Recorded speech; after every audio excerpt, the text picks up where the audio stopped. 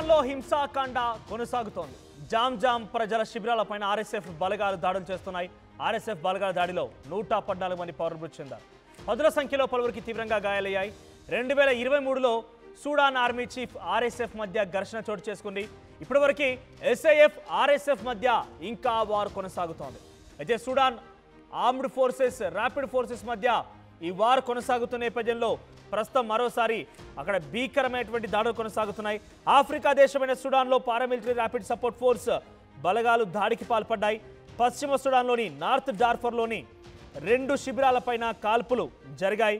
అయితే ఈ కాల్పులో దాదాపుగా 114 మంది పైగా పౌరులు ప్రాణాలు కోల్పోయినట్టుగా state health authority director general Ibrahim Khatir వెల్లడించారు. అయితే జామ్లోని పౌరుల శిబిరాలపైన ఆర్ఎస్ఎఫ్ బలగాలు దాడులు చేశాయి. ఈ దాడుల్లో 100 మందికి పైగా ప్రాణాలు కోల్పోయారు. అనేక మంది గాయపడ్డారు. మరణించిన వారిలో 9 మంది రిలీఫ్ ఇంటర్నేషనల్ ఉద్యోగులు కూడా ఉన్నారు. ఇక అబుషాక్ శిబిరం పైన కూడా దాడులు జరిపారు. ఇందులో 14 మంది పైగా మృతి చెందారు. మరికొందరు గాయపడ్డారు. ఈ శిబిరం పైన 40 మందికి పైగా మృతి చెందారని ఒక స్వచ్ఛంద సంస్థ విషయాన్ని వెల్లడించింది. 2023 ఏప్రిల్లో Sudan army chief Abdul Fattah al Burhan, మాజీ deputy RSF commander Mohamed Hamdan Dagalo మధ్య ఘర్షణ నెలకొనడంతో ఇరు వర్గాల మధ్య దాడులు ప్రారంభమయ్యాయి.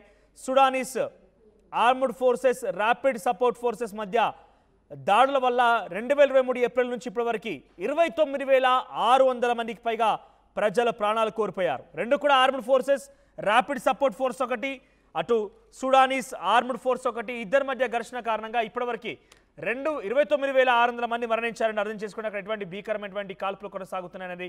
దీనికి సంబంధించి మరిన్ని అప్డేట్స్ రామ్దాస్ అందిస్తారు. రామ్దాస్, సో ఏంటి present Sudan armed forces rapid support forces మధ్య విభేదానికి గల కారణం ఏంటి? ఈ రోజు ఇంకా దాడులు కొనసాగుతున్నట్టు తెలుస్తోంది. ఇప్పటివరకు ఎంతమంది మరణించారు? తాజా అప్డేట్స్ ఏంటి? దాదాపుగా 2-3 సంవత్సరాలుగా జరుగుతున్నటువంటి సంఘర్షణ సూడాన్ లో నిజంగా ఆఫ్రికా దేశమైనటువంటి సూడాన్ లో దారుణ పరిస్థితులు అయితే అనుకోవచ్చు. నిజంగా ఇది సివిల్ వార్. అంటే పౌరుల శిబిరాలపై ఆర్ఎస్ఎఫ్ చేసినటువంటి దాడులు ఏవైతే ఉన్నాయో చాలా దారుణమైన పరిస్థితి.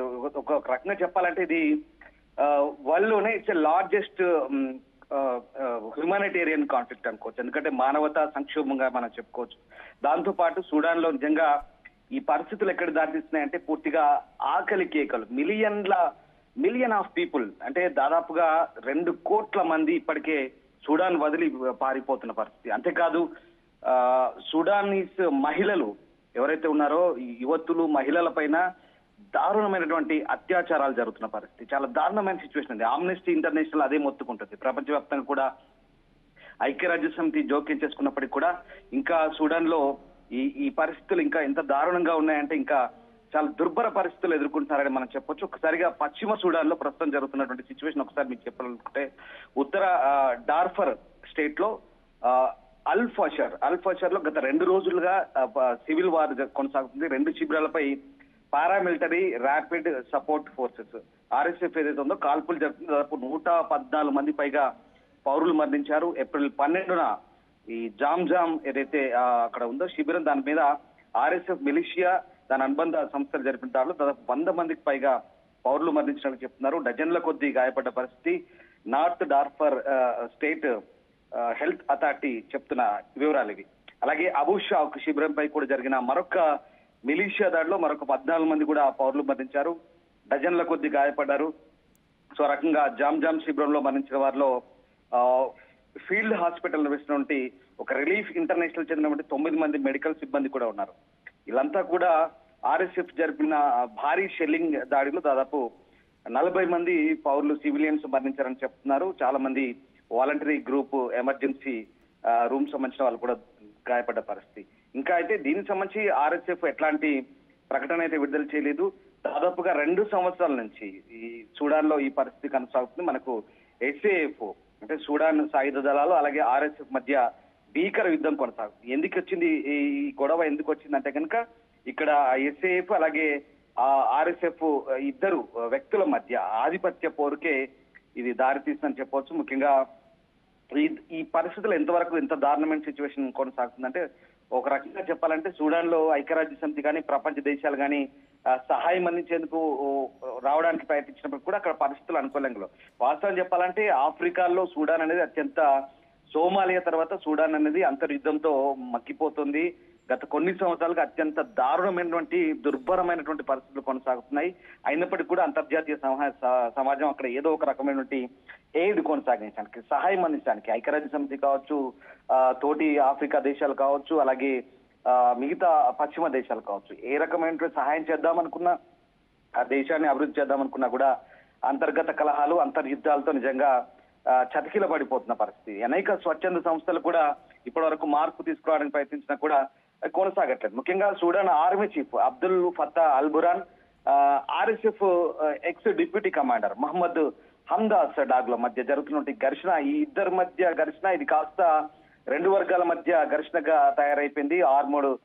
సుడానీస్ ఆర్మ్డ్ ఫోర్సెస్, సేఫ్ అలాగే ర్యాపిడ్ సపోర్ట్ ఫోర్సెస్ ఆర్ఎస్ఎఫ్ మధ్య జరుగుతున్నటువంటి దాడుల వల్ల ఇప్పటికీ దాదాపుగా 29,000 మందికి పైగా సివిలియన్స్ ప్రాణాలు కోల్పోయారంటే గత 2-3 సంవత్సరాలుగా ఎంత దారుణమైన పరిస్థితులను సూడాన్ లో ఒకసారి అర్థం చేసుకోవచ్చు.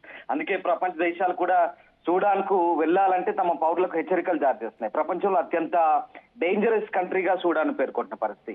ఐక్యరాజ్య సమితి దృష్టిలో కూడా ప్రస్తుతం అదే. కానీ పరిస్థితులు మార్చడానికి ఎన్ని రకాల ప్రయత్నాలు చేసినా ఆమ్నెస్టీ ఇంటర్నేషనల్ లాంటి మానవ హక్కుల సంఘాలు కానీ, యుఎన్ కానీ రకరకాల ప్రయత్నాలు చేసినప్పుడు కూడా సూడాన్ లో పరిస్థితులు ఇంకా చక్కబడడం లేదు. ప్రస్తుతం తాజాగా జరిగిన ఈ దాడిలో శనివారం, శుక్రవారం 2 రోజులు చోటు చేసుకున్నాయి. నిజంగా అమాయక పౌరులు బలవుతున్నారు. ఇది పౌర శిబిరాలపై జరిగిన దాడి. ఇది ఆర్ఎస్ఎఫ్ దురాఘాతాలు ఎంత ఘోరంగా ఉన్నాయంటే దాడులు చేయడము, అమాయక మహిళల్ని చెరబట్టడము, మానభంగాలు చేయడము, అసలు మాటల్లో చెప్పలేనటువంటి దారుణాలు అక్కడ చోటు చేసుకుంటున్నాయి సూడాన్ లో. అంతకు మించి ఆకలి కేకలు, అసలు అక్కడ పరిస్థితులు చాలా దారుణంగా ఉన్నాయి. పేదరికం, సూడాన్ కావచ్చు, ఇంకా మిగతా పశ్చిమ ఆఫ్రికా దేశాలు చాలా దుర్భరమైన దౌర్భాగ్యమైన జీవితాన్ని గడుపుతున్నాయి. కానీ వాళ్ళకి ఇంకా ఎందుకు ఇలాంటి ఆధిపత్య పోరు, అంతర్యుద్ధాలతో సతమతమవుతూ వాళ్ళ జీవన ప్రమాణాలు పూర్తిగా పడిపోయాయి. దారుణమైన సిచ్యువేషన్ చోటు చేసుకున్నాయి. చూడాలి, అంతర్జాతీయ సమాజం అయితే అక్కడ పరిస్థితులు చక్కబెట్టడానికి ప్రయత్నిస్తాయి. కానీ స్థానికంగా ఆధిపత్య పోరే ఈ మిలిషియా గ్రూపులు తర్వాత అక్కడ పరిస్థితులకు దారితీస్తున్నాయి. నిన్న మొన్నే ఈ ఇటీవల కాలంలోనే అక్కడ రాజధానిని కొంత ఆర్మ్డ్ ఫోర్సెస్ స్వాధీనం చేసుకున్నాయి. కానీ ఇంకా తమకు పట్టున్న ప్రాంతాల్లో ఆర్ఎస్ఎఫ్ లాంటి బలగాలు చాలా దారుణాలకు ఒడిగడుతున్నాయి. ప్రస్తుతం ఈ దాడి అలాంటిదే. పౌర శిబిరాలపై జరిపిన దాడిలో దాదాపు 114 మంది పైగా మరణించారు. 10ల సంఖ్యలో గాయపడ్డారు. వారికి అందరికీ కూడా సహాయక చర్యలు అయితే కొనసాగుతున్నాయి. బట్ ఐక్యరాజ్య సమితి జోక్యంతో పరిస్థితులు ఏమైనా సర్దుమనుతాయా, ఇంకా పశ్చిమ దేశాలు ఏమైనా జోక్యం చేసుకొని సూడాన్ లో పరిస్థితులు చక్కబెడతాయన్నది ఇంకా వేచి చూడాలి. Right, thank you Ramadas. మొత్తం మీద సూడాన్లో జరుగుతున్న దాడులకు సంబంధించి ఒకవైపు సుడానీస్ ఆర్మ్డ్ ఫోర్సెస్, మరోవైపు ర్యాపిడ్ సపోర్ట్ ఫోర్సెస్ ఒకరిపై ఒకరు మధ్య జరిగిన ఘర్షణ కాస్త పెద్ద ఎత్తున ఒక రసాభాసగా మారింది. ప్రస్తుతం ఇంకా దాడులు కొనసాగుతున్నాయి. ఇప్పటికే 29,600 మంది 2023 నుంచి ఇప్పటి వరకు సుమారుగా 2 ఏళ్ల కాలంలో 29,600 మంది అంటే అక్కడ ఏ స్థాయిలో అక్కడ మరణాలు సంభవిస్తున్నాయి, దాడులు ఏ రకంగా కొనసాగుతుంది అర్థం చేసుకోవాలి. ఇంకా దాడులు కొనసాగుతున్నాయి, చూద్దాం మరి ఇది ఎంతవరకు వెళ్తుంది అనేది.